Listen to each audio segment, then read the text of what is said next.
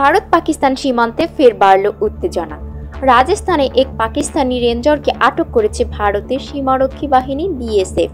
আর এরই পরিপ্রেক্ষিতে কাশ্মীরের নিয়ন্ত্রণ রেখায় দুদেশের সেনাদের মধ্যে শুরু হয়েছে ভয়াবহ সংঘর্ষ।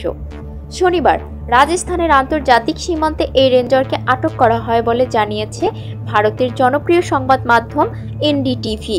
তবে এখনও এই রেঞ্জারের নাম পরিচয় প্রকাশ করা হয়নি। তিনি বিএসএফ এর হেফাজতেই আছেন। ঘটনার পেছনে রয়েছে আরেকটি গুরুত্বপূর্ণ পরিপ্রেক্ষিত। গত 23 এপ্রিল ভারতের বিএসএফ কনস্টেবল পূর্ণম কুমার সাহুকে আটক করে পাকিস্তান, যখন তিনি পাঞ্জাবের ফিরোজপুর কৃষকদের পাহারা দিচ্ছিলেন।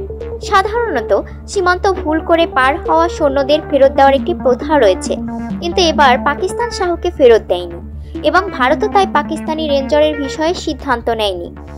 এই ঘটনার কয়েক ঘন্টার মধ্যেই কাশ্মীরের নিয়ন্ত্রণ রেখায় পাকিস্তানের সেনারা বিনা উস্কানিতে গুলি চালায় বলে দাবি করেছে ভারত। সংঘর্ষের জেরে উত্তপ্ত হয়ে উঠেছে কুপওয়াড়া, বারামুলা, পুঞ্জ, রাজৌরি, মেন্ধর, নৌশেরা, সুন্দরবানি ও আখনুর সেক্টর। ভারতীয় সেনাবাহিনীও পাল্টা জবাব দিয়েছে, যদিও এখন পর্যন্ত কোনো প্রাণহানির খবর পাওয়া যায়নি। হাবিবা হিরা, সার্চ বিডি নিউজ।